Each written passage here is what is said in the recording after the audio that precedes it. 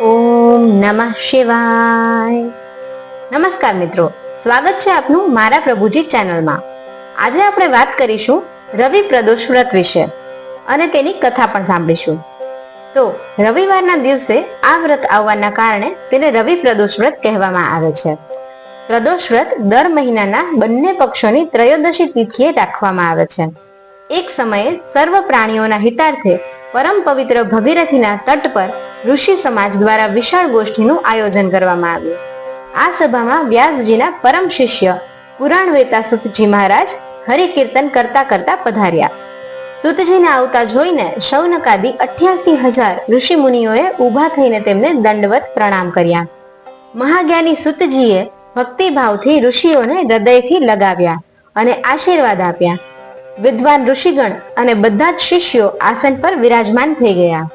શૌનકાદી ઋષિએ પૂછ્યું, હે પૂજ્યવર મહામતે, કૃપા કરીને આપ જણાવવાનું કષ્ટ કરો કે મંગલપ્રદ કષ્ટ નિવારક આ વ્રત સૌથી પહેલા કોણે કર્યું અને તેનું ફળ શું પ્રાપ્ત થયું? શ્રી સુતજી બોલ્યા, આપ સૌ શિવના પરમ ભક્ત છો. આપની ભક્તિને જોઈને હું વ્રતી મનુષ્યોની કથા કહું છું. ધ્યાનથી સાંભળજો. રવિ પ્રદોષ વ્રત કથા. એક ગામમાં અતિ ગરીબ બ્રાહ્મણ રહેતો હતો. તેની સાધ્વી સ્ત્રી પ્રદોષ વ્રત કરતી હતી. તેને એક જ પુત્ર રત્ન હતો. એક સમયની વાત છે, એ પુત્ર ગંગા સ્નાન કરવા માટે ગયો. દુર્ભાગ્યવશ માર્ગમાં ચોરોએ તેને ઘેરી લીધો અને તેઓ કહેવા લાગ્યા કે અમે તને મારીશું નહીં, તું તારા પિતાના ગુપ્ત ધન વિશે અમને બતાવી દે. બાળક દિન ભાવે કહેવા લાગ્યો કે બંધુઓ, અમે અત્યંત દુઃખી દિન છીએ, અમારા પાસે ધન ક્યાં છે? ત્યારે ચોરોએ કહ્યું કે તારી આ પોટલીમાં શું બંધાયું છે? બાળકે નિષ્કોચ કહ્યું કે મારી માએ મારા માટે રોટલીઓ આપી છે. આ સાંભળીને ચોરોએ પોતાના સાથીઓને કહ્યું કે સાથીઓ, આ બહુ જ દિન દુખી માણસ છે, આથી આપણે કોઈ બીજાને લૂંટીશું. આટલું કહીને ચોરોએ તે બાળકને જવા દીધો. બાળક ત્યાંથી ચાલતો એક નગરમાં પહોંચ્યો. નગરના પાસે એક વડનું વૃક્ષ હતું. તે બાળક તે વડના વૃક્ષની છાયામાં સૂઈ ગયો. એ જ સમયે તે નગરના સિપાહીઓ ચોરોને શોધતા તે વડના વૃક્ષ પાસે પહોંચ્યા અને બાળકને ચોર સમજીને બંદી બનાવી રાજા પાસે લઈ ગયા. રાજાએ તેને કારાગારમાં બંધ કરવાનો આદેશ આપ્યો. બ્રાહ્મણીનો છોકરો જ્યારે ઘરે પાછો ન આવ્યો ત્યારે તેને પોતાના પુત્રની બહુ ચિંતા થઈ. આગલા દિવસે પ્રદોષ વ્રત હતું. બ્રાહ્મણીએ પ્રદોષ વ્રત કર્યું અને ભગવાન શંકરને મનથી પોતાના પુત્રની કુશળતાની પ્રાર્થના કરવા લાગી. ભગવાન શંકરે તે બ્રાહ્મણીની પ્રાર્થના સ્વીકારી પણ લીધી.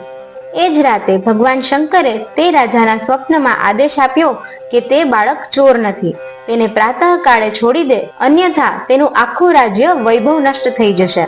પ્રાતઃકાળે રાજાએ શિવજીની આજ્ઞા અનુસાર તે બાળકને કારાગારમાંથી મુક્ત કર્યો. બાળકે પોતાની બધી જ વાત રાજાને સંભળાવી. બધો વૃતાંત સાંભળીને રાજાએ પોતાના સિપાહીઓને તે બાળકના ઘરે મોકલ્યા અને તેના માતા પિતાને રાજ દરબારમાં બોલાવ્યા. તેના માતા પિતા બહુ ભયભીત હતા. રાજાએ તેમને ભયભીત જોઈને કહ્યું કે તમે ભયભીત ન થાઓ, તમારો બાળક નિર્દોષ છે.